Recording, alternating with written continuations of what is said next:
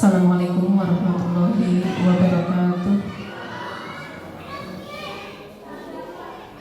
Alhamdulillahirabbil alamin wa bihi nasta'in wa ala umuri dunya waddin. Assalatu wassalamu ala asrofil anbiya'i wal mursalin wa ala alihi wa sahbihi ajma'in, amma ba'du.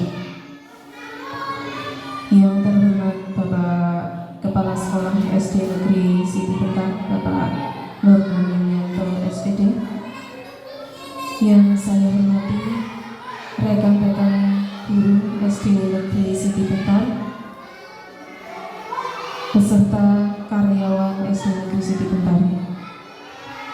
Pertama, marilah kita memanjatkan rasa syukur kita kehadirat Allah Subhanahu wa Ta'ala yang telah melimpahkan rahmatnya kepada kita sehingga kita dapat mengikuti acara kali ini, yaitu diseminasi budaya positif oleh saya, yaitu CGP Angkatan 9 SD Negeri Siti Bentar. Di sini saya akan menyampaikan pengalaman pembelajaran yang saya ikuti kurang lebih selama 2 bulan, yaitu menyelesaikan modul 1. Ini untuk aksi nyata adalah modul 1.4. Nah, di sini saya akan berbagi budaya positif. Nah, kegiatan ini difasilitasi oleh sekolahan. Saya hanya bisa mengucapkan terima kasih kepada Bapak Kepala Sekolah dan pihak sekolah. Semoga semuanya menjadi keberkahan untuk kita. Baik, akan saya sampaikan tentang diseminasi budaya positif. Yang akan saya sampaikan adalah pembelajaran yang berpihak kepada murid.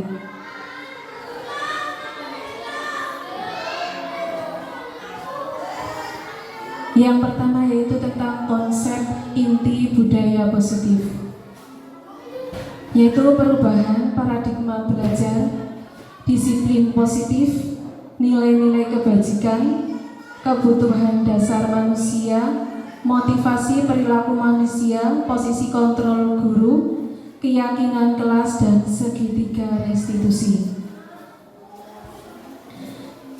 Nah, konsep dari inti budaya positif ini adalah yang pertama perubahan paradigma belajar, kemudian disiplin positif, selanjutnya nilai-nilai kebajikan, terus kebutuhan dasar manusia,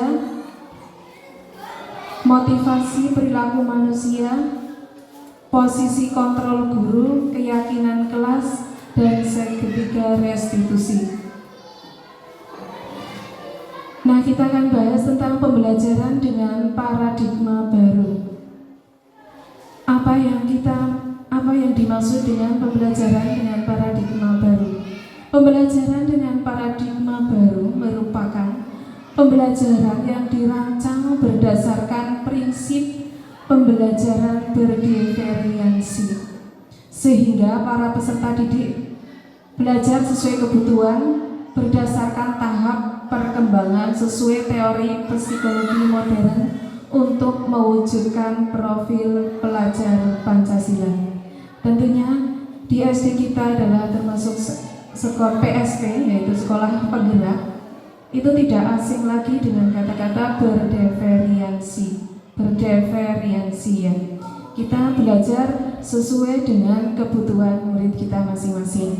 Nah, di situ yang mengacu pada profil pelajar Pancasila. Nah, kita ketahui bahwa profil pelajar Pancasila yang pertama adalah beriman dan bertakwa kepada Tuhan Yang Maha Esa dan berakhlak mulia, kemudian berkebinekaan global, gotong royong, mandiri, bernalar kritis, dan kreatif.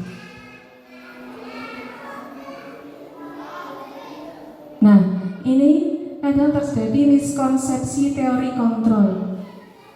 Nah, ilusi guru bahwa kita bisa mengontrol murid itu adalah sebuah ilusi.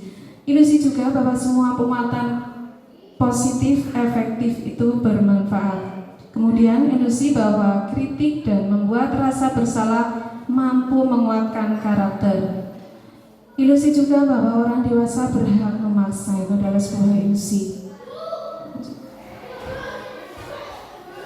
Nah, di situ ada mengubah paradigma stimulus respon ke pendekatan teori kontrol. Itu ada stimulus respon dan teori kontrolnya.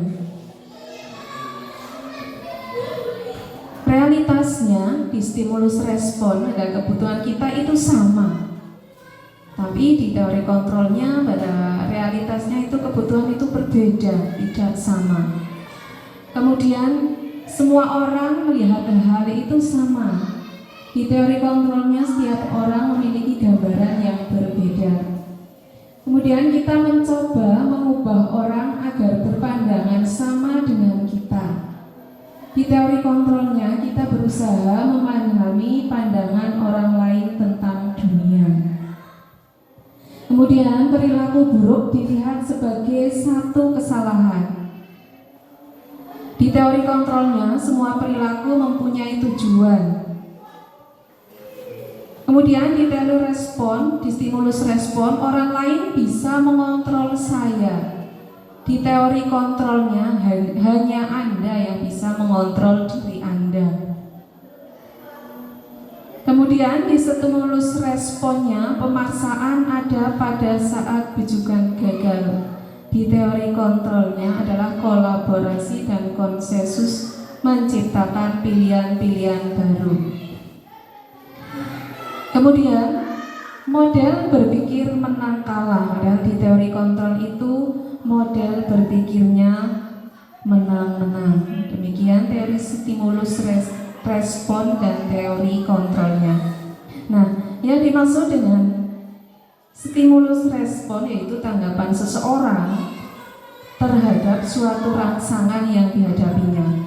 Sedangkan teori kontrol menyatakan bahwa semua perilaku mempunyai tujuan, bahkan terhadap perilaku yang tidak disukai. Nah, di situ ada disiplin positif. Disiplin berasal dari kata disiplina yang artinya belajar.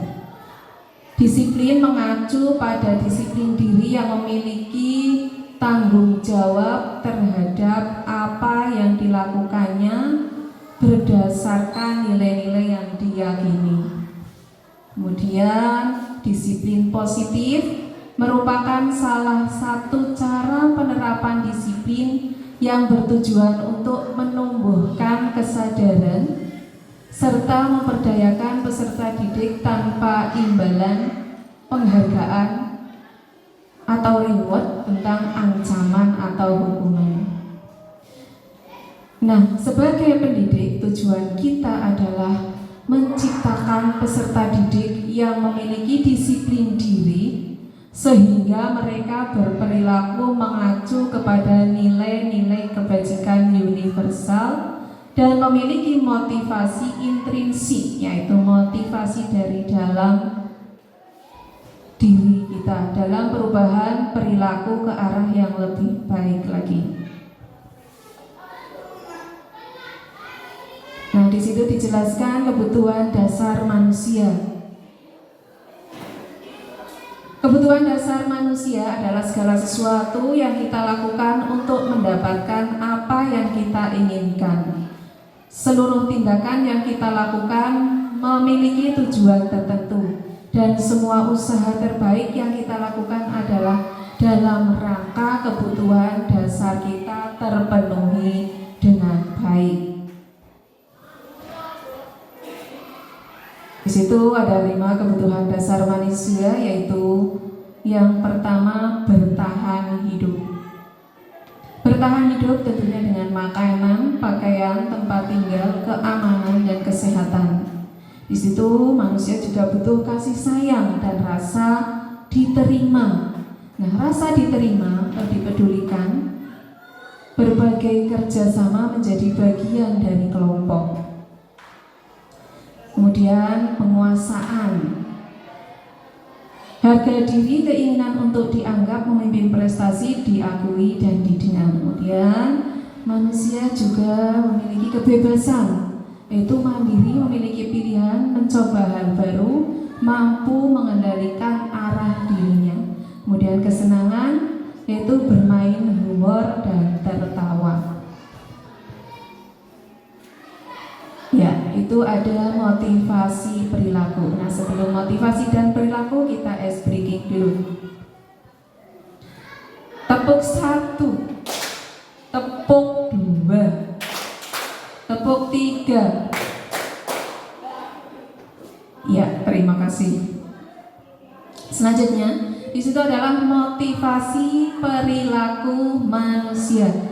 Motivasi perilaku manusia yaitu yang berasal dari dalam diri manusia itu sendiri, yaitu motivasi intrinsik untuk menjadi orang yang mereka inginkan dan menghargai diri sendiri dengan nilai-nilai yang mereka percaya. Dan yang dari luar yaitu untuk menghindari ketidaknyamanan atau hukuman.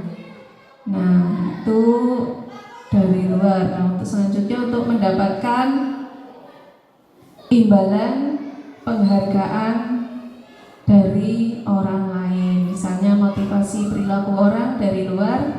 Kalau dari dalam tadi kan untuk menjadi orang yang mereka inginkan dan menghargai diri sendiri dengan nilai yang mereka percaya, itu dari dalam diri kita sendiri sajanya seperti itu.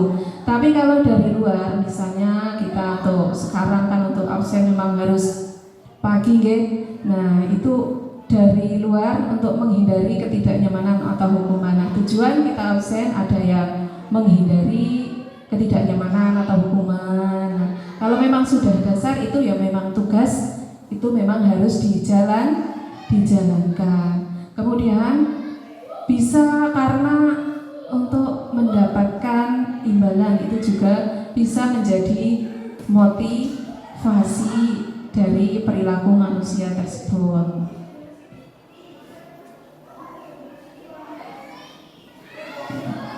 Nah, di situ perilaku manusia juga memiliki hukuman, ada konsekuensi dan juga restitusi.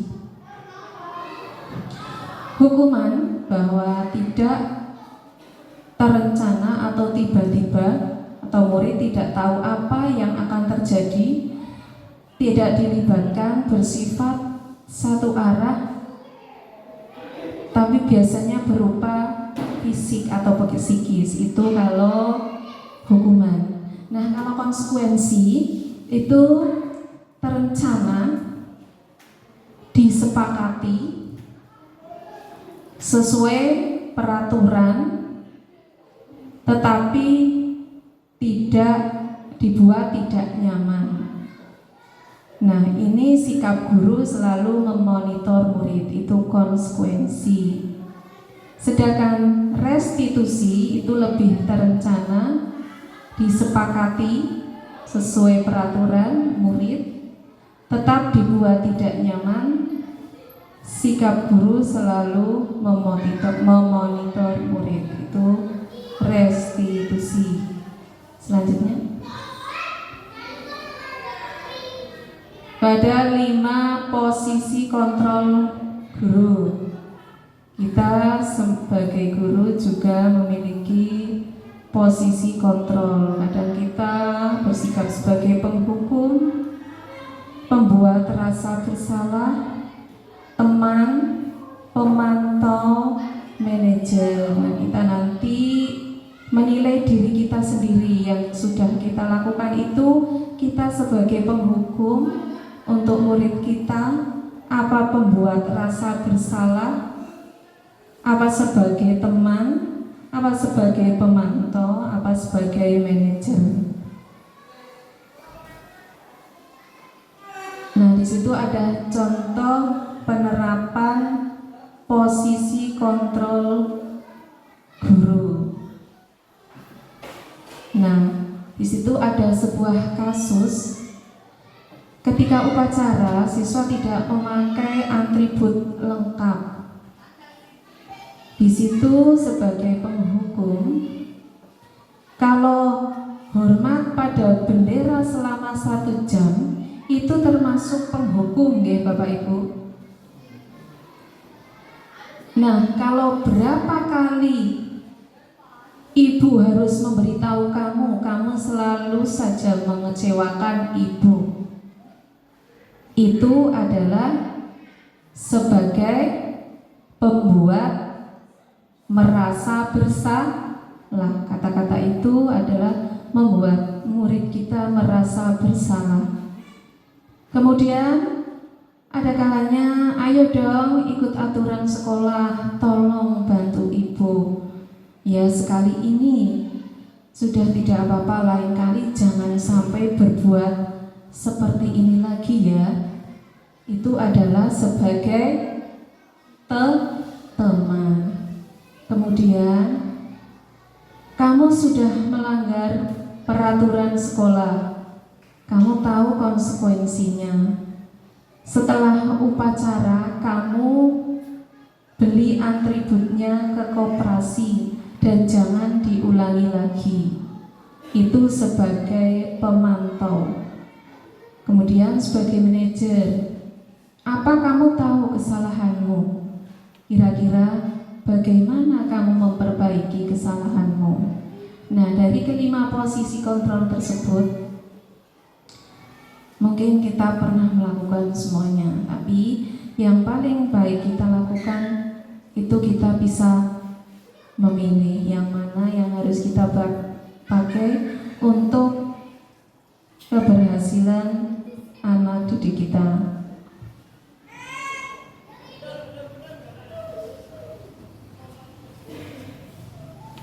Di situ masih tentang posisi kontrol. Apakah aku? Posisi kontrol apakah aku? Mari kita renungkan bersama. Saya kecewa sekali dengan kamu. Kamu tidak pernah benar melakukannya. Apa rencanamu untuk menyelesaikan masalah ini? Ayo lakukan demi Bapak atau Ibu. Kami tidak pernah mendapat nilai jika tidak pernah mengerjakan tugas. Silakan direnungkan dan didiskusikan dengan teman semeja Bapak Ibu, bahwa kita sebagai posisi kontrol apa sesuai dengan yang tadi ditayangkan. Apakah kita sebagai penghukum? Apakah kita sebagai pemantau menurut kalimat tadi? Nanti ada yang mempresentasikan. Saya minta Bapak Ibu salah satu nanti maju untuk membacakan bahwa Bapak Ibu itu termasuk sebagai posisi kontrol apa? Ya, monggo waktu 5 menit.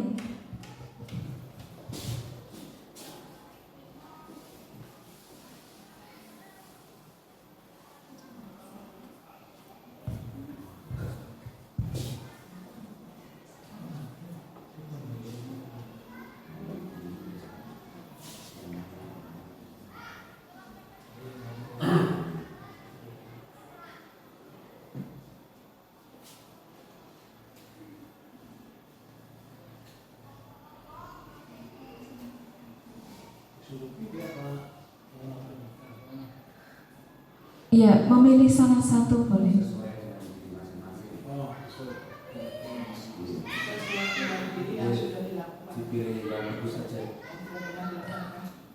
Iya. Milih itu saja. Nah, itu kata-kata itu termasuk penghukum apa pembuat merasa bersalah, tidak harus sesuai yang sudah kita lakukan. Ya. 5 kata-kata tadi termasuk teori kontrol yang mana, hanya memilih salah satu. Nanti minta tolong Bapak Ibu ada yang maju untuk mempresentasikan.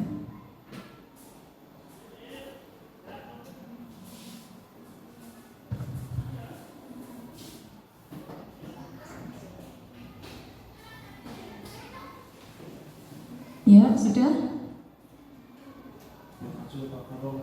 Monggo, Pak Fatur.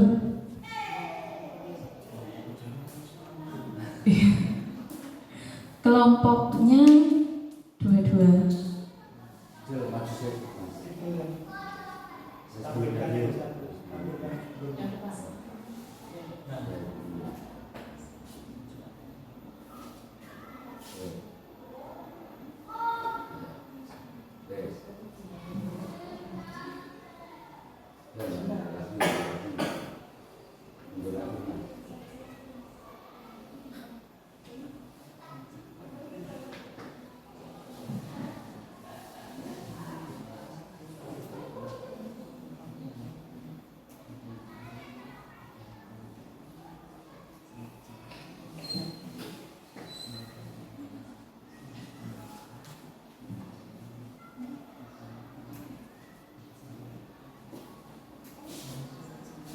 Ya, monggo, Pak Fatur.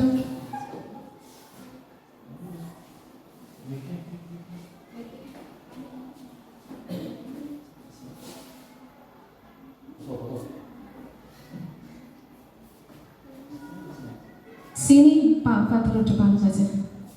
Demam panggung. Saya akan menjawab sedikit atau semuanya. Sedikit aja lah. Jadi tidak apa-apa. kenal dulu nggak Bu? Ya. Perkenalkan, nama Arifatul Rahman dari Tosobo. Rumahnya di rumah. Nggak di bawah ya. Iya. Ya, saya akan sedikit mencoba menjawab ya Bu. Jadi Ya. untuk yang paling wetan apa nih kok?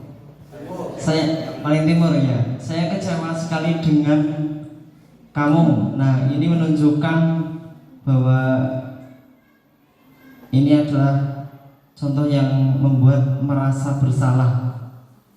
Lalu untuk yang ayo lakukan demi Bapak Ibu itu adalah posisi kontrol sebagai teman, dan untuk apa rencanamu untuk menyelesaikan masalah ini adalah posisi kontrol guru sebagai manajer. Dan selanjutnya di sini ada posisi kontrol guru sebagai pemantau, yaitu kamu tidak pernah benar melakukannya. Dan yang terakhir adalah kamu tidak pernah mendapat nilai jika tidak pernah mengerjakan tugas ini adalah sebagai penghukum. Mungkin hanya itu. Apakah ada yang mau menyanggah? Monggo. Ada yang beda pendapat? Terima kasih. Sekian, ya. Pak Fatur. Nggih. Salam enggak Pak? Sekian. Wassalamualaikum warahmatullahi wabarakatuh. Waalaikumsalam warahmatullahi wabarakatuh. Terima kasih Pak Fatur. Nggih. Untuk selanjutnya, bagus sekali tadi presentasi dari Pak Fatur. Nggih. Untuk selanjutnya, monggo.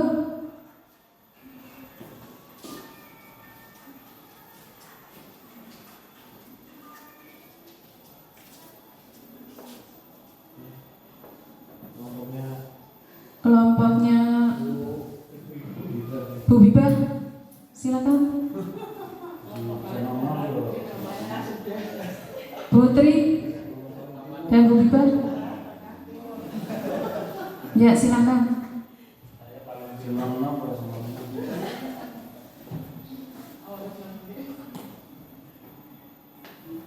Tidak apa-apa.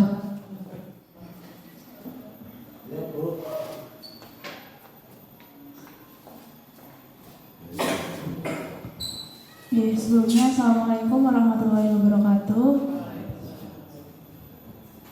Ya, perkenalkan, nama saya Tri Nurrohmatul Hidayah. Di sini saya akan membacakan hasil diskusi dari kelompok kami. Yang pertama itu, saya kecewa sekali dengan kamu. Itu termasuk posisi kontrol pembuat rasa bersalah. Yang selanjutnya, kamu tidak pernah benar melakukannya. Itu termasuk posisi kontrol sebagai pemantau. Yang ketiga, apa rencanamu untuk menyelesaikan masalah ini? Itu sebagai posisi kontrol manager. Yang keempat, ayo lakukan demi Bapak Ibu ya. Itu termasuk posisi kontrol sebagai teman. Dan yang terakhir, kamu tidak pernah mendapat nilai jika tidak pernah mengerjakan tugas. Posisi kontrol sebagai penghukum. Ya mungkin sekian dari saya, kurang lebihnya mohon maaf. Wassalamualaikum warahmatullahi wabarakatuh.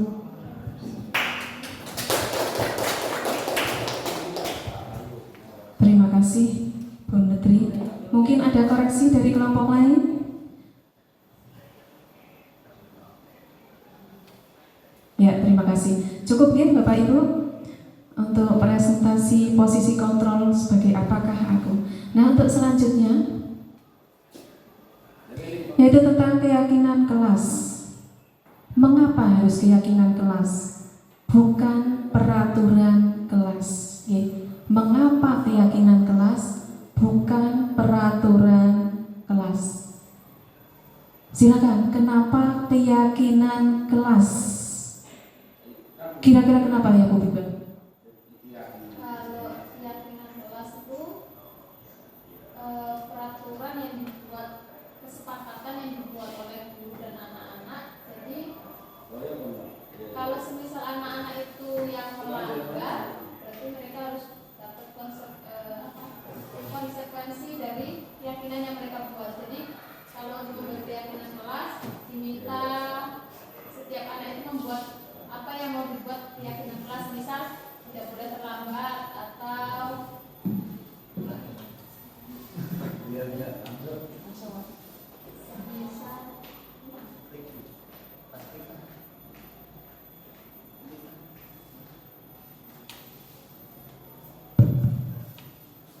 kalau membuat satu kelas itu membuat satu-satu, minimal satu anak itu membuat dua. Semisal Andi membuat tidak boleh terlambat, terus yang keduanya membuat jika tidak mengerjakan PR harus membaca di depan kelas satu paragraf atau satu cerita itu. Jadi setiap anak membuat semua itu, kemudian nanti dijadikan satu, dipilih yang paling positif, yang paling baik diterapkan di kelas itu yang mana. Jadi kalau peraturan kelas itu kalau keyakinan kelas bedanya sedikit sih Bu, tapi kalau keyakinan kelas itu seluruh anak dimintai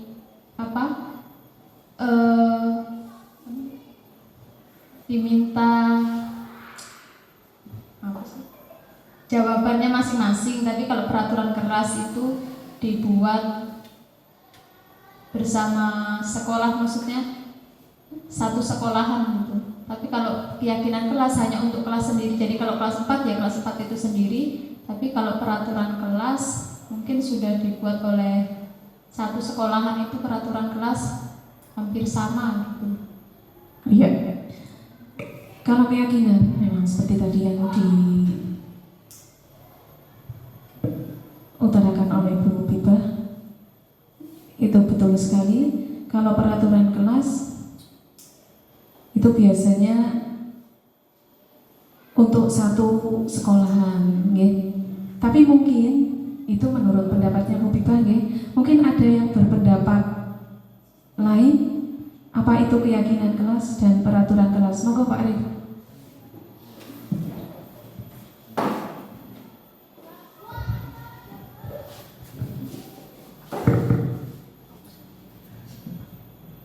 Keyakinan kelas nih.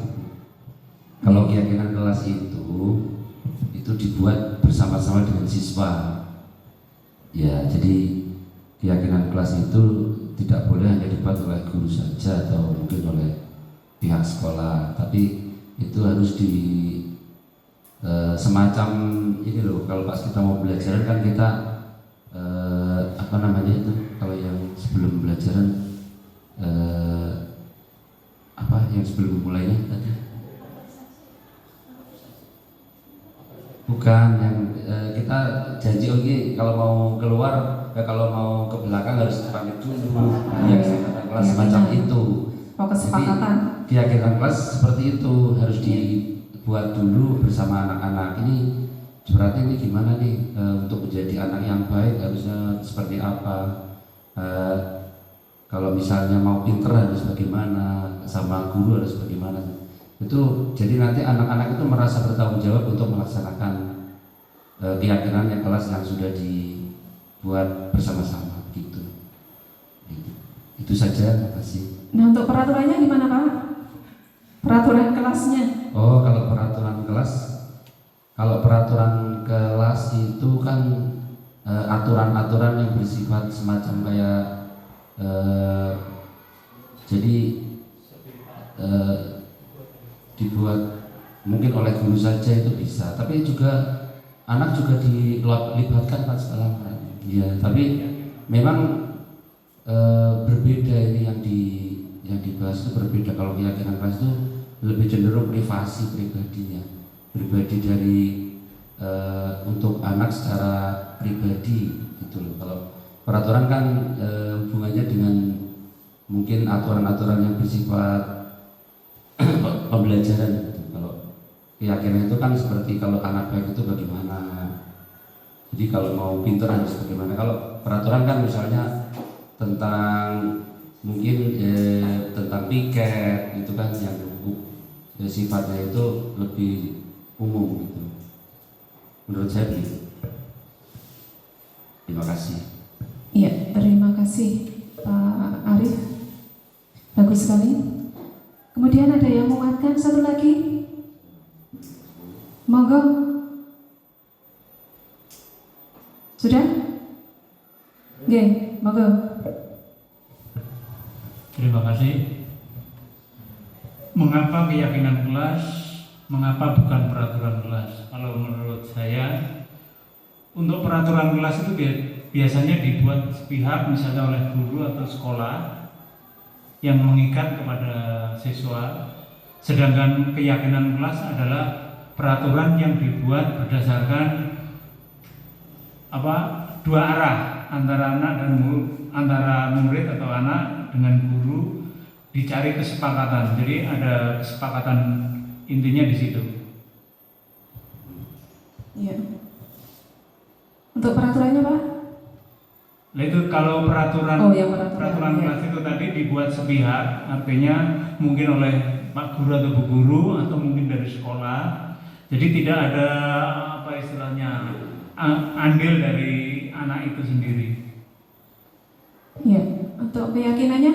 Kalau keyakinan adanya korelasi atau saling mengisi apa yang harus disepakati bersama di dalam kelas itu antara murid dan guru. Iya, terima kasih. Bagus sekali jawabannya. Nah, dari ketiga jawaban tadi semuanya memang sudah betul, apakah itu keyakinan kelas dan apa peraturan kelas. Bapak Ibu sudah memahami ya, keyakinan kelas itu apa dan peraturan kelas itu apa yang seperti dijelaskan tadi.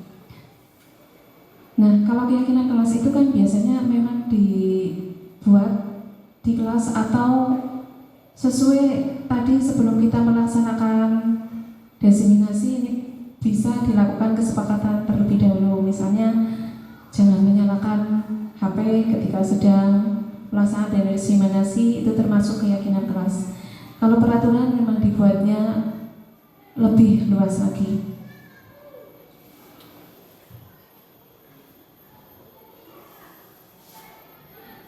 Nah, untuk pembentukan keyakinan kelas biasanya lebih bersifat abstrak, yaitu berupa pernyataan universal dibuat dalam pernyataan positif, sedikit saja agar mudah diingat, sesuai dengan kondisi kelas dan sekolah sehingga mudah diterapkan. Jadi keyakinan kelas dibuatnya itu supaya mudah diterapkan. Semua warga sekolah atau warga kelas dilibatkan saat membuka keyakinan tersebut. Nah, itu pembentukan keyakinan kelas. Nah, di situ ada restitusi, segitiga restitusi, suatu proses dialog yang dijalankan oleh guru agar dapat menghasilkan murid yang mandiri dan bertanggung jawab itu ada segitiga restitusi, yaitu menstabilkan identitas, validasi tindakan yang salah, kemudian menanyakan keyakinan. Nah, apakah itu menstabilkan identitas? Berdasarkan prinsip membuat kesalahan adalah bagian dari proses pembelajaran. Berbuat salah itu wajar. Tidak ada manusia yang sempurna. Ibu juga pernah melakukan itu. Ibu tidak mau mencari siapa yang salah, tapi ibu ingin mencari solusi dari permasalahan ini. Kamu berhak merasa begitu. Itu contoh dari menstabilkan identitas. Kemudian validasi tindakan yang salah. Berdasarkan prinsip setiap perilaku berupaya memenuhi suatu kebutuhan tertentu. Ini contoh kalimat validasi tindakan yang salah. Kamu pasti punya alasan melakukan hal itu, padahal kamu bisa melakukan yang lebih buruk dari ini.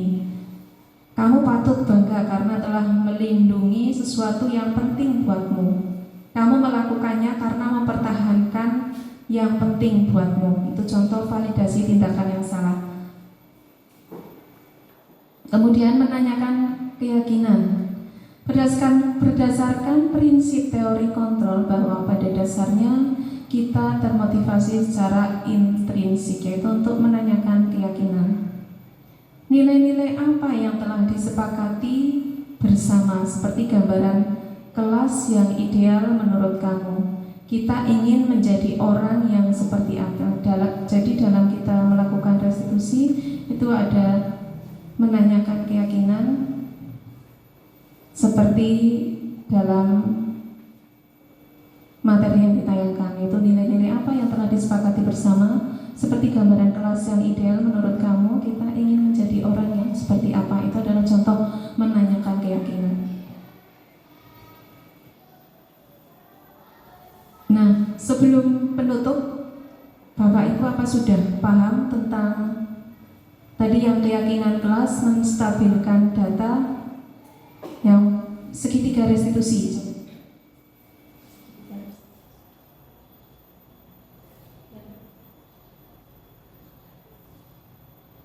Itu yang termasuk ke dalam segitiga restitusi, yaitu tadi yang dalam contoh tadi. Jadi kita dalam menyelesaikan sesuatu harus melibatkan dalam melakukan restitusi, yaitu harus ada di dalamnya, yaitu menstabilkan identitas, validasi tindakan yang salah, menanyakan keyakinan.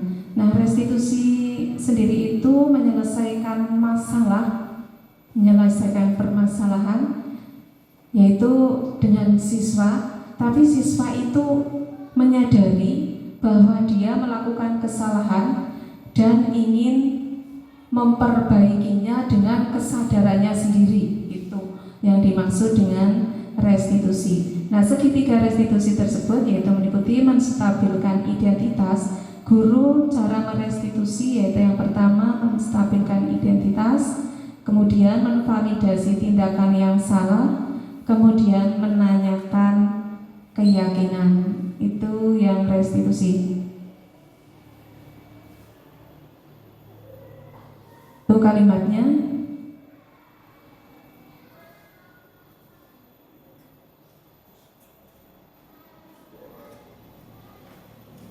Ya. Nah, dalam penerapan program disiplin positif, hendaknya guru memiliki standar kepribadian, profesional, dan sosial yang baik, di mana guru mampu merefleksikan diri dalam posisi kontrol saat ini. Bagaimana sebagai among, manajer yang menuntun murid-muridnya menjadi insan yang mandiri, merdeka, dan bertanggung jawab. Tentunya program CGP ini Angkatan 9, saya termasuk CGP Angkatan 9, ini saya hanya ingin mencari ilmu sebetulnya dan ingin menularkan ke sekolahan tempat tugas saya.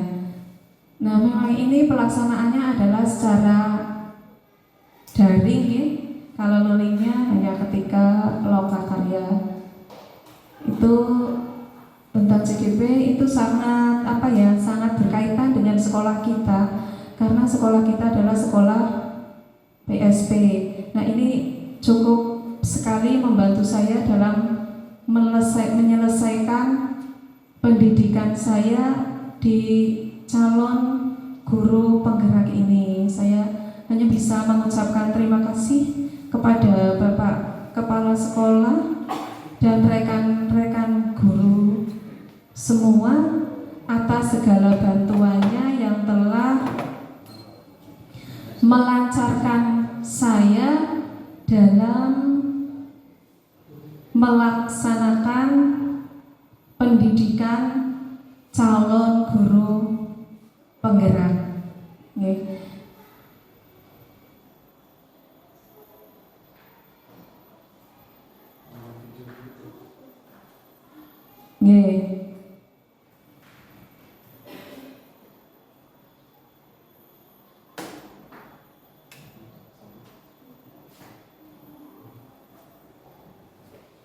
Sebelum acara ditutup, monggo kita nonton video dulu.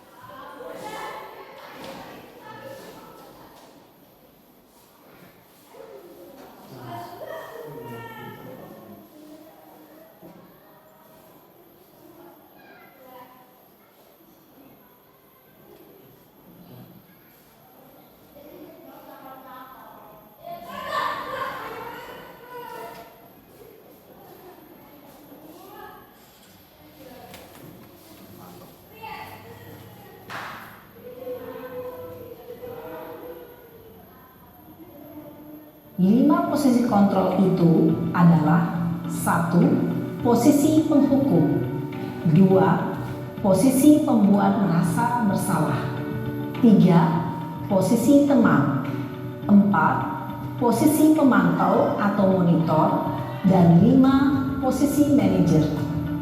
Untuk lebih memahami kelima posisi tersebut, mari kita saksikan kasus Naren yang terlambat hadir 20 menit di sekolah dan melihat bagaimana kelima posisi kontrol dalam menghadapi masalah tersebut.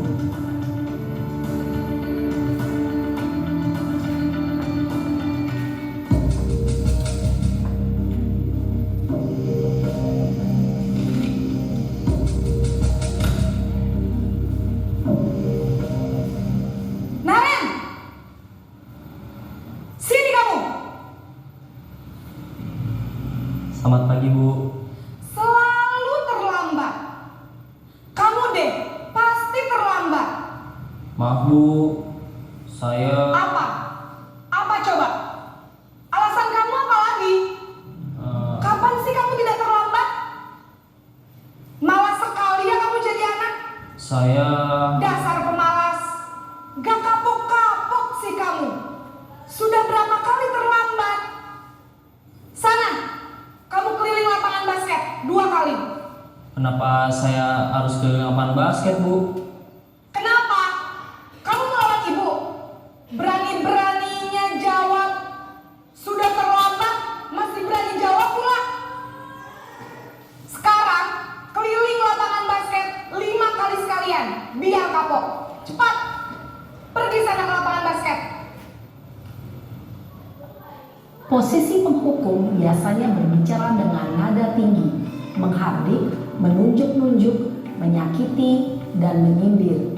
Hukuman bisa berupa fisik maupun psikis. Ibu dan bapak guru hebat. Dampak yang terjadi pada murid ketika guru berada pada posisi penghukum adalah murid cenderung akan memberontak, bahkan menyimpan dendam.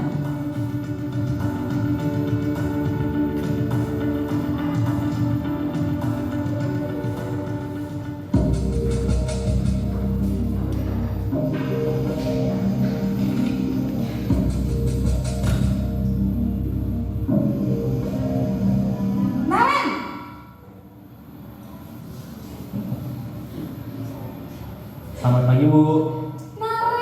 Naren, kamu kenapa terlambat lagi, nak? Ya Tuhan, Naren, kamu senang ya bikin ibu susah ya? Kalau kamu terlambat lagi, nanti ibu yang ditegur bapak kepala sekolah, nak. Disangka ibu tidak bisa membina kamu. Duh, gimana ini? Maaf Bu. Duh Gusti, Naren, kamu suka ya kalau ibu ditegur bapak kepala sekolah? Terus, sekarang ibu harus tulis apa ini di buku absen? Ini kamu sudah sering terlambat loh. Ibu harus apa coba? Maaf Bu. Maaf sekali. Ya sudah, lain kali jangan bikin ibu susah lagi ya nak ya. Ibu tidak akan kuat lagi kalau kamu begini terus. Bisa jantungan kalau ibu tegur bapak kepala sekolah. Sana cepat ke kelas. Maaf ya Bu. Maaf sekali. Posisi pembuat rasa bersalah berbicara dengan nada tenang, cenderung lembut. Namun kata-kata yang diutarakan membuat murid merasa menjadi orang yang gagal, memandang buruk dirinya sendiri, merasa tidak berharga, dan tidak sanggup membahagiakan orang lain. Ketika guru mengambil posisi pembuat rasa bersalah, murid akan menganggap dirinya yang bersalah dan ia akan menyimpan emosi negatif tersebut di dalam dirinya.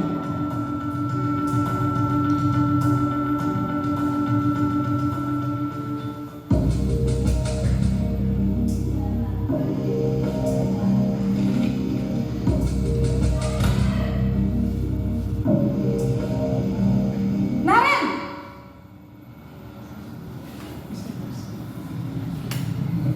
Selamat pagi Bu. wah sudah jam berapa ini nak?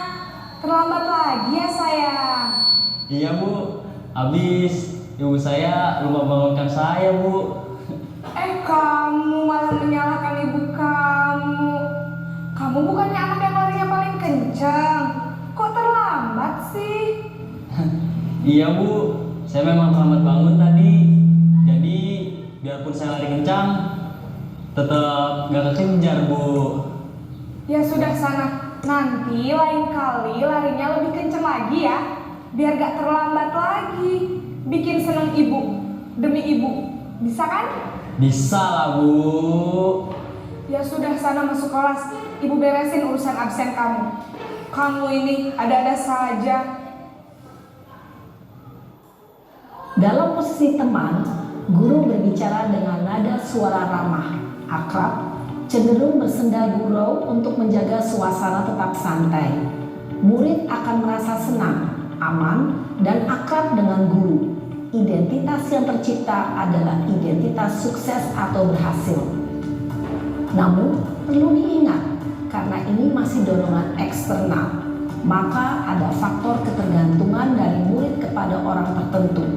Di sini guru absennya, sehingga di lain waktu murid bisa berperilaku baik, namun hanya kepada orang-orang tertentu saja.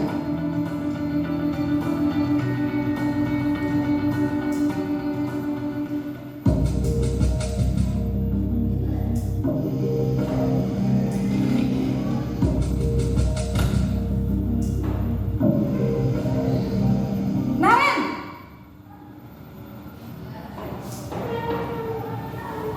Selamat pagi Bu. Naren, apa peraturan sekolah kita tentang jam berapa kita harus masuk sekolah, nak? Kita harus di sekolah jam 7 Bu. Iya betul, sekarang sudah jam 7.20. Naren sudah tahu konsekuensinya jika terlambat hadir. Paham Bu. Saya harus tinggal kelas pas jam istirahat selama 20 menit. Iya benar, konsekuensinya demikian. Jadi nanti jam 9.30 pas istirahat, kamu harus tinggal di kelas, kerjakan tugas tambahan untuk ketertinggalan kamu, ya? Baik Bu. Posisi pemantau mengandalkan penghitungan atau data untuk mengontrol murid. Guru mengarahkan murid berdasarkan peraturan dan konsekuensi. Seorang pemantau menunjukkan bahasa tubuh dan ekspresi wajah yang datar dan cenderung formal.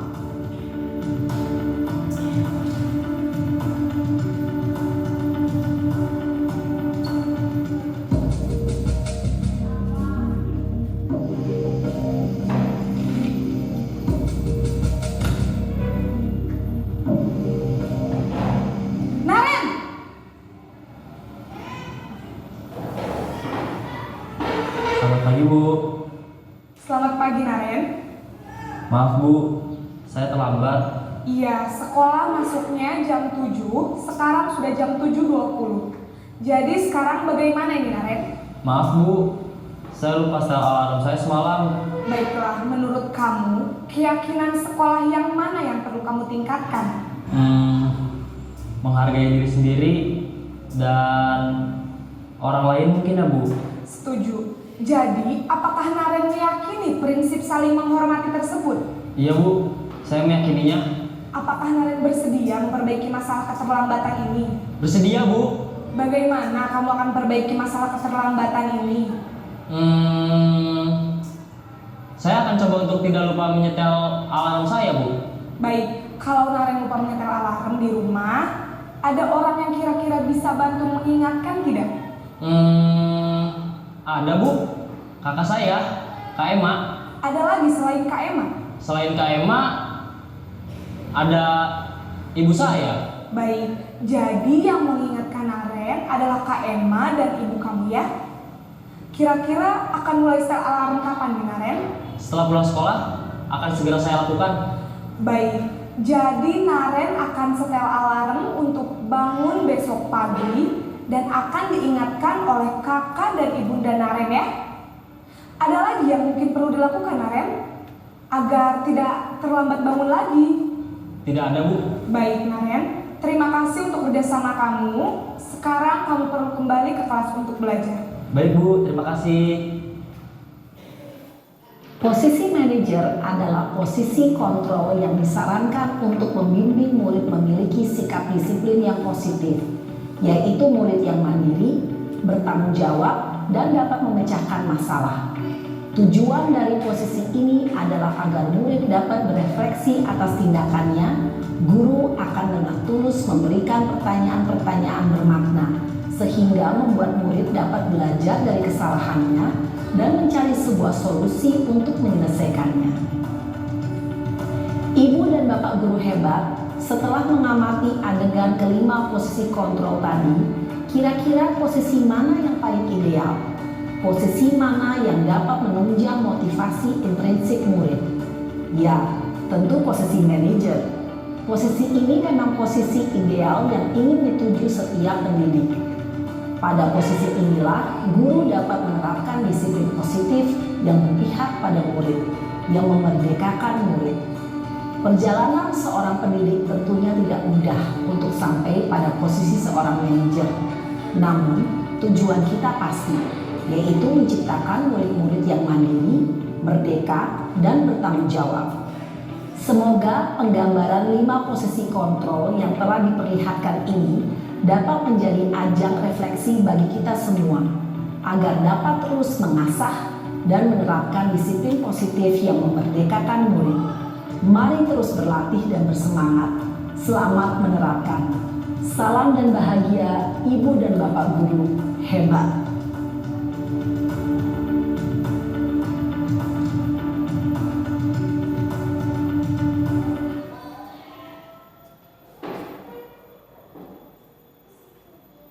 Ya, kita menonton satu video lagi untuk lebih memahaminya lagi.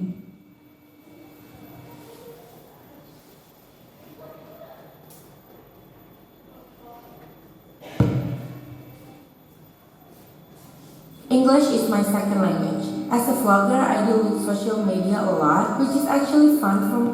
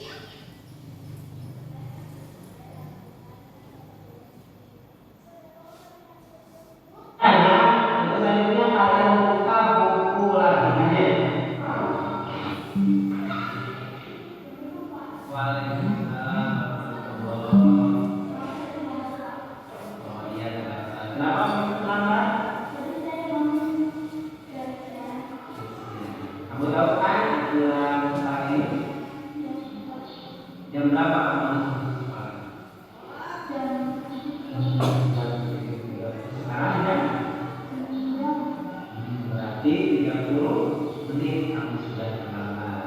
Oke. Kamu tahu kesepakatan kelas yang kamu lakukan?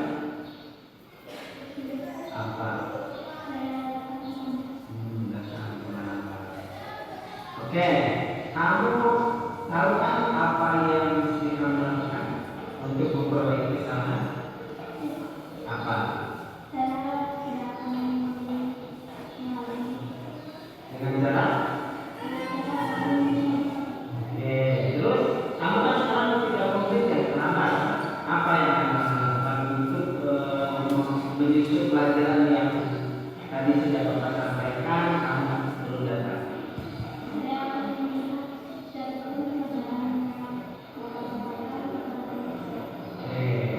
Kalau begitu jangan diulang lagi ya.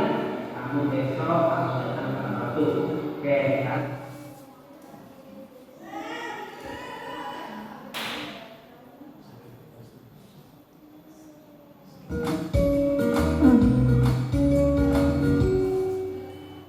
Salam dan bahagia Ibu dan Bapak guru hebat. Pada video kali ini kita akan membahas tentang salah satu program disiplin positif yang diterapkan di lingkungan sekolah yang dikenal dengan nama restitusi.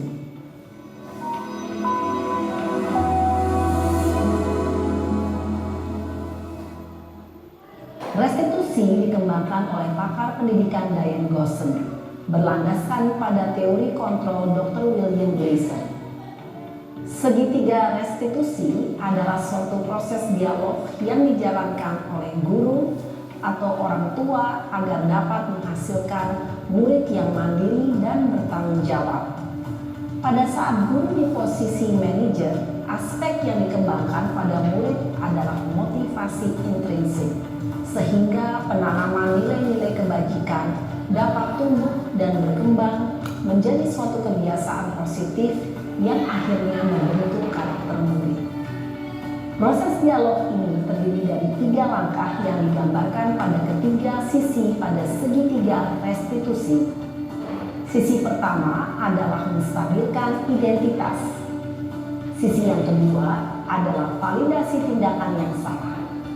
Dan sisi yang ketiga adalah menanyakan keyakinan.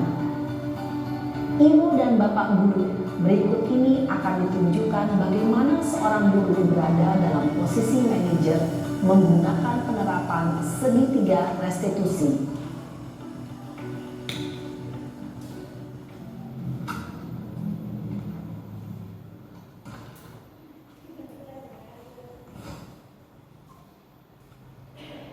Siang Sarah.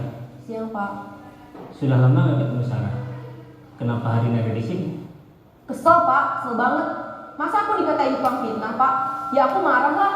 Aku balik ngatain Eka di depan kelas. Kesel banget. Oh begitu. Ya pasti kamu marah dan kesal. Bapak juga akan marah apabila ada yang menuduh Bapak seperti itu. Kemudian pada saat itu kamu mau melakukan apa? Ya saya langsung ngatain Eka lah Pak. Kesel banget. Saya bentak-bentak dia di depan teman-teman lain. Oh begitu. Pasti kamu melakukan seperti itu karena suatu alasan tertentu kan? Iyalah, masa saya diam saja Pak? Ya saya bela diri lah. Masa saya dituduh tukang fitnah? Ya wajar lah. Mempertahankan harga diri itu sesuatu yang penting buat kamu. Untung kamu tidak bertindak lebih gegabah lagi, hanya membentak-bentak. Iya Pak.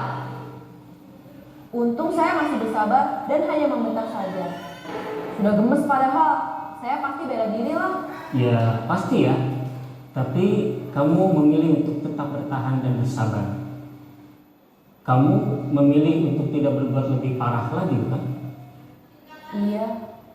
Nah, sekarang coba kita lihat lagi tindakan kamu yang bentak-bentak Eka di kelas.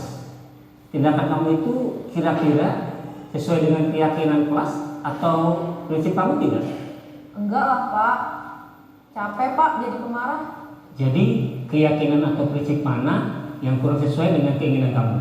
Ya, saya sebenarnya sangat menghargai orang lain. Mungkin saat itu saya menjadi emosi, jadi tidak menunjukkan sikap itu. Kamu meyakini tidak? Menghargai orang lain itu penting buat kamu? Yakinlah Pak. Iya, setuju. Kita harus saling menghargai. Namun, ada juga keyakinan yang kita sepakati yang perlu kita jalankan apabila kita sedang marah, bukan? Ya, saya bisa lebih proaktif, mulai dengan diri sendiri.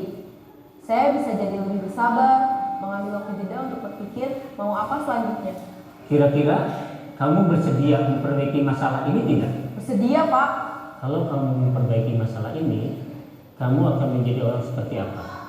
Saya akan menjadi orang yang bertanggung jawab kali ya, Pak. Dan senantiasa proaktif. Iya, menurut kamu bagaimana rasanya menjadi orang seperti itu? Ya nyaman lah, bangga bisa bersabar dan menahan diri. Baiklah kalau begitu. Yuk kita pikirkan bagaimana memperbaiki masalah ini.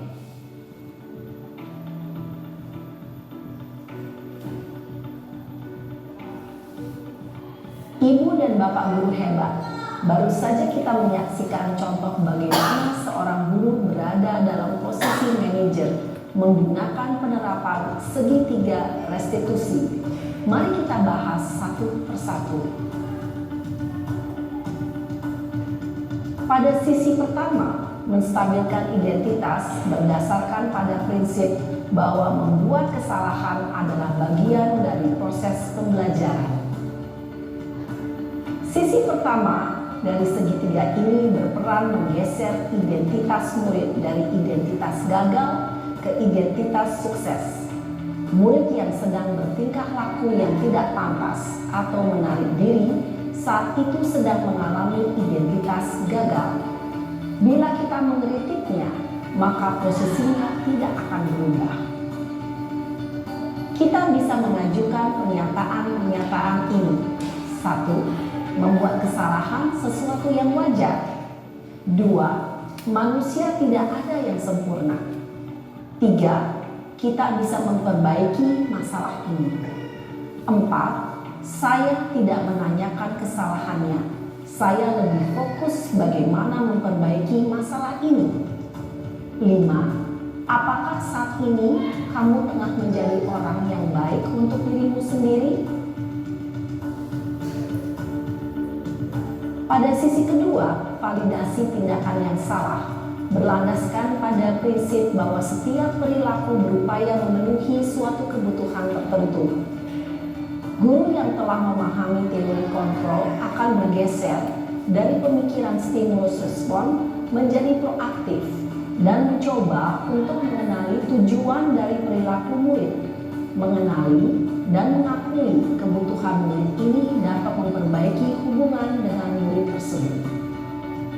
Pernyataan atau pertanyaan bisa disampaikan dengan nada suara tidak menghakimi atau memojokkan, sehingga dapat mengembalikan murid pada posisi positif. 1. Kamu bisa saja bertindak lebih gegabah lagi dari ini. 2. Kamu bukan melakukannya tanpa suatu alasan tertentu. 3. Kamu melakukannya karena mempertahankan sesuatu yang penting bagimu. 4. Mungkin kamu bisa mempelajari suatu perilaku baru yang lebih efektif. Bersediakah kamu mempelajarinya? Selanjutnya, kita akan simak sisi terakhir, yaitu menanyakan keyakinan. Teori kontrol menyatakan bahwa pada dasarnya kita termotivasi secara intrinsik. Pada saat perilaku yang salah telah divalidasi dan identitas sukses telah stabil, maka murid telah siap mengaitkan keyakinan-keyakinannya dengan tindakannya yang salah dan pemikirannya telah bergeser ingin menjadi orang yang dituju. Pertanyaan-pertanyaan ini dapat mengaitkan keyakinan-keyakinan yang dianut murid. 1. Sebagai keluarga atau kelas, apa yang kita yakini? 2. Nilai-nilai apa yang telah kita sepakati? 3. Seperti apa gambaran sebuah kelas yang ideal bagi kamu? 4. Kamu ingin menjadi orang seperti apa?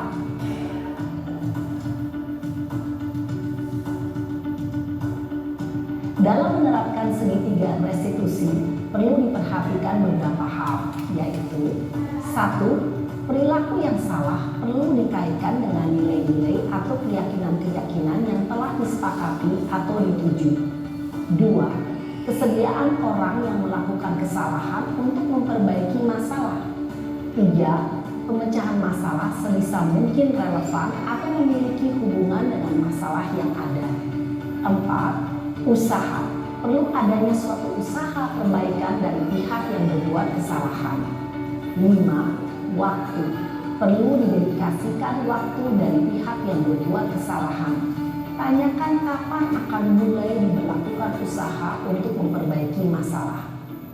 Dengan memahami struktur penerapan segitiga restitusi, diharapkan guru dapat menerapkan posisinya sebagai manajer dengan mengajukan pertanyaan-pertanyaan bermakna yang dapat membuat murid menjadi lebih percaya diri, bertanggung jawab, dan mandiri. Nah, Ibu Bapak Guru perlu tidaknya mengikuti ketiga tahapan dalam segitiga restitusi bergantung pada ringan beratnya suatu permasalahan. Misalnya, bila permasalahan tersebut ringan, maka tidak perlu dijalankan secara berurutan. Bahkan bisa semudah menanyakan apa keyakinan yang kita sepakati. Dengan menjalankan segitiga restitusi, dengan mengajukan pertanyaan-pertanyaan bermakna, diharapkan murid menjadi lebih kuat secara pribadi, dapat membuka wawasan murid agar dapat menyelesaikan permasalahannya sendiri, semakin percaya diri, mandiri, dan merdeka. Salam dan bahagia, Ibu Bapak Guru hebat.